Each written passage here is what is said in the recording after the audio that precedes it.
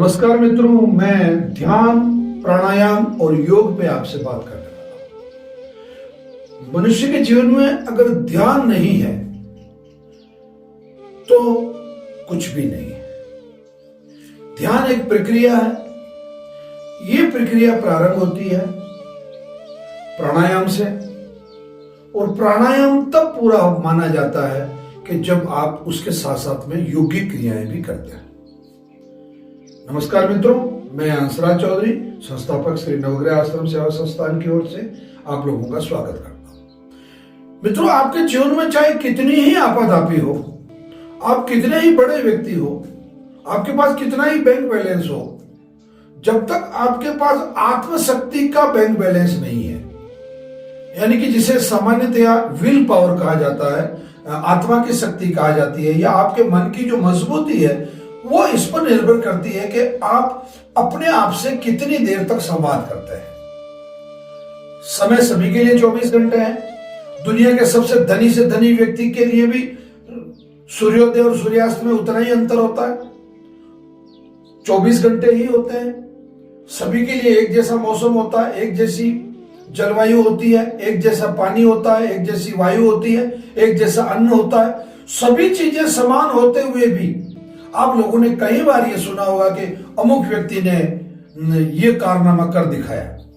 तो ये जो कारनामा कर दिखाया है, उदाहरण के लिए किसी व्यक्ति द्वारा गरीबों की सेवा करना, किसी व्यक्ति द्वारा गोपालन करना, किसी व्यक्ति द्वारा इतने पेड़ लगा देना, किसी व्यक्ति द्वारा रोगियों की सेवा करना, किसी व्यक्ति द्वारा रोगियों के लिए इतना दान करना, या किसी व्यक्ति द्वारा इतने किलोमीटर लगातार दौड़ के अपने देश के लिए मेडल लेके आना, या किसी खिलाड़ी के द्वारा इस तरीके का खेल खेला जाना कि पूरी दुनिया में उसका नाम हो जाए।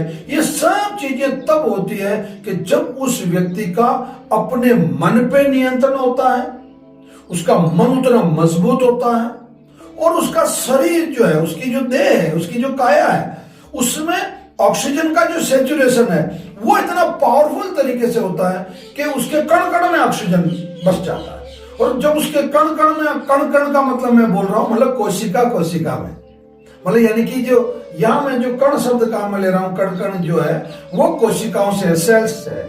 तो ये जो प्रक्रिया है, ये सबसे बेहतरीन इसका जो सिस्टम है वो ये कि आप सबसे पहले प्राणायाम करें। इसका जो प्रथम चरण है वो प्राणायाम है। आप अनुलोम विलोम कर सकते हैं, आप कपालभाति कर सकते हैं, आप बहुत गहरी गहरी सांसें ले सकते हैं, आप श्वास को बहुत गहरा लेके और फेफड़ों में रोक के और उस सब पे संकल्प कर सकते हैं कि मैं इस काम को पूरा करूंगा।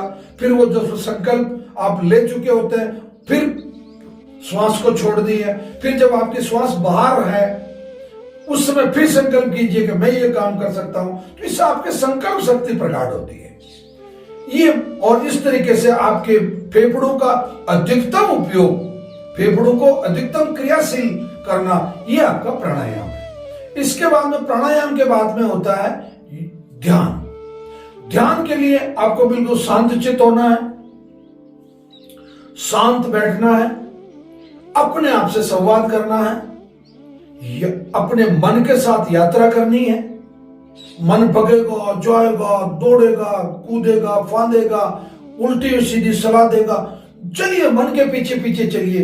धीरे धीरे इस मन को देखने वाला एक दूसरा मन आपके पास आके खड़ा हो जाएगा, और आपको पता चल जाएगा कि आपका हित किसमें है और अहित किसमें है, सही क्या है और गलत क्या है, आपको क्या करना चाहिए, क्या नहीं करना चाहिए, आपका सद्मार्ग कौन सा है, वो आपको बिल्कुल इंगित होने लग जाएगा, दृष्टिगत होने लग जाएगा। और अंतर्दृष्टि जिसे कहा जाता है, वो अंतर्दृष्टि आपकी जागृत हो जाएगी, और आप धीरे धीरे एक स्थिति ऐसी आएगी कि आपका ध्यान में मन लगने लग जाएगा। आप जिस दिन ध्यान नहीं करेंगे उस दिन आपको बहुत बेचैनी महसूस होगी। ये जो ध्यान है यही मोक्ष का मार्ग भी है, यही सफलता का मार्ग भी है, यही क्रिया का मार्ग भी है, और यही सही मायने में पूछो तो मनुष्यता का मार्ग भी है। जब आप ध्यान कर चुके होते हैं, पहले आपने प्राणायाम कर लिया, अब आप ध्यान कर चुके हैं, ध्यान के बाद में जो अंतिम चरण है वो है आपके योग का। आप योग कीजिए। बहुत सारे लोग इसका उल्टा करते हैं, वो योग करके जो थकान आ जाती है, फिर उस थकान को उतारने का जो प्रोसीजर है उसको ध्यान गिनते हैं। नहीं, ये गलत बात है। बिल्कुल आपको इसके बाद में करना है योग। योग में आप जो आसन कर सकते हैं, आप जैसे मतलब जो आसन भी आपको सरल लगे, शुरुआत में भुजंगासन है या ताड़कासन है या इस तरीके के कई तरह के जो आसन है, आप सूर्य प्रणाम भी कर सकते हैं। इस तरीके का सूर्य नमस्कार जिसे मतलब कहा जाता है वो कर सकते हैं। बहुत सारे इस तरीके के जो आसन है वो आप करें।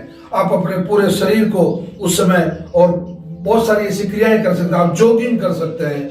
अब एक ही स्थान पर आप बहुत अपने आप को, बिल्कुल शरीर को बहुत अच्छा सा लचीला आप बना सकते हैं। और ये योग करने से आपको जो थोड़ी बहुत जो थकान आती है उसको अंत में आप बिल्कुल शवासन में, शवासन यानी कि सब जिस तरीके से पड़ा रहता है, डेड बॉडी जैसे पड़ी रहती, उस तरीके से आपको आंखें बंद करके शांत चित्त होके अपने शरीर की थकान समाप्त करनी है।